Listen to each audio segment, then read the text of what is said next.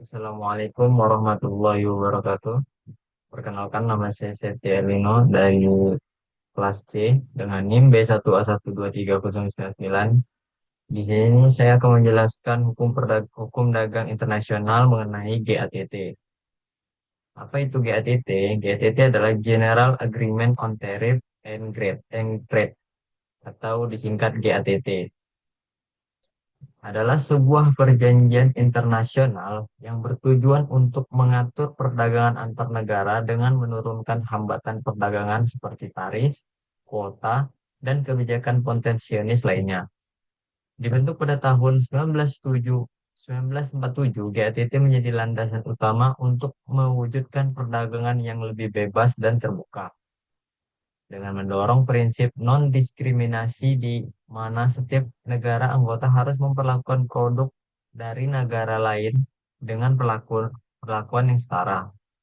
Selanjutnya, ikut serta Indonesia. Indonesia bergabung dengan GATT pada tahun 1950. Ikut sertaan ini menunjukkan komitmen Indonesia untuk menjadi bagian dari sistem perdagangan internasional yang lebih terintegrasi. Dalam konteks ini, Indonesia harus mematuhi prinsip-prinsip dasar GATT seperti perdagangan bebas, non-diskriminasi, dan transparansi. Bergabungnya Indonesia ke dalam GATT juga mencerminkan upaya negara ini untuk membangun hubungan perdagangan yang stabil dengan negara-negara lain serta meningkatkan akses pasar bagi produk-produk Indonesia di pasar global. Keputusan Indonesia untuk menjadi anggota GATT tidak hanya memiliki dampak ekonomis, tetapi juga simbolis. Sebagai bagian dari usaha untuk menunjukkan posisi Indonesia ke dalam komunitas internasional pasca kemerdekaan. Ini menjadi langkah strategis untuk memperkuat perekonomian nasional melalui keterlibatan dalam perdagangan internasional. Selanjutnya, pengaruh GATT dalam kebijakan perdagangan Indonesia. Pengaruh GATT terhadap kebijakan perdagangan Indonesia mencakup beberapa aspek penting. Salah satu dampak utamanya adalah keharusan bagi Indonesia untuk menyesuaikan kebijakan perdagangan sesuai dengan prinsip-prinsip GATT, seperti perdagangan bebas, non-diskriminasi, dan transparansi. Ini berarti Indonesia harus mengurangi hambatan perdagangan, seperti tarif impor pada kuota, sehingga produk luar negeri dapat lebih mudah masuk pasar domestik. Selain itu, GTT mendorong Indonesia untuk memperluas akses produknya di pasar internasional dengan menurunkan hambatan perdagangan seperti tarif. Indonesia memiliki peluang yang lebih besar untuk bersaing di pasar global. Namun, dampak positif ini diiringi dengan tantangan, terutama bagi industri dalam negeri. Banyak sektor lokal yang harus menghadapi persaingan dengan produk-produk dari negara lain, yang bisa saja lebih murah dan berkualitas.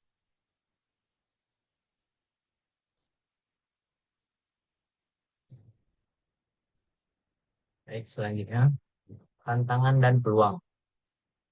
Tantangan dan peluang dihadapi Indonesia dalam implementasi GATT memiliki dua sisi yang saling melengkapi. Yang pertama itu tantangan. Tantangan keikutsertaan dalam GATT mengharuskan Indonesia untuk membuka pasar domestiknya yang berarti mengurangi hambatan perdagangan seperti tarif pada kuota. Hal ini membawa konsekuensi bagi industri dalam negeri yang harus bersaing secara langsung dengan produk luar negeri.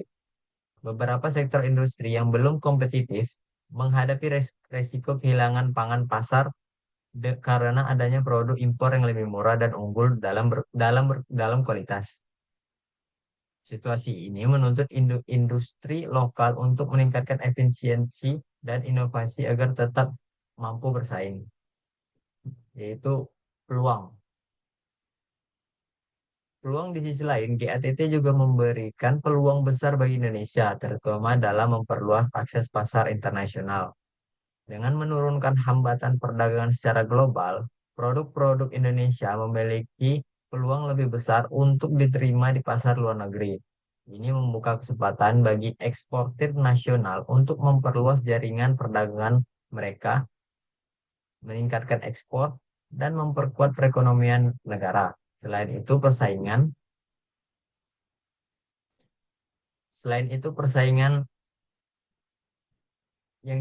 persaingan yang dihadapi juga dapat menjadi pemicu bagi sektor domestik untuk perkembangan lebih cepat melalui moder modernisasi teknologi dan peningkatan kualitas produk.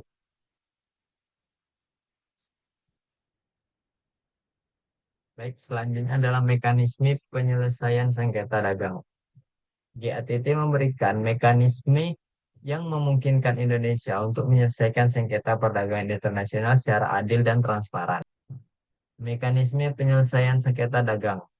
GATT memberikan mekanisme yang memungkinkan Indonesia untuk menyelesaikan sengketa perdagangan internasional secara adil dan transparan. Mekanisme ini berfungsi sebagai forum di mana anggota-anggota dapat mengajukan keluhan jika merasa dirugikan oleh kebijakan perdagangan negara lain yang dianggap melanggar prinsip GATT. Sebagai anggota, Indonesia dapat menggunakan mekanisme penyelesaian sengketa ini untuk melindungi kepentingan perdagangan nasionalnya. Proses penyelesaian sengketa dilakukan melalui konsultasi, mediasi, atau bahkan arbitrase yang melibatkan pihak-pihak terkait. Dengan adanya aturan yang jelas, semua sengketa yang muncul dapat diselesaikan dalam kerangka hukum internasional yang disepakati bersama. Itulah penjelasan GATT dari saya. Saya akhiri. Wassalamualaikum warahmatullahi wabarakatuh.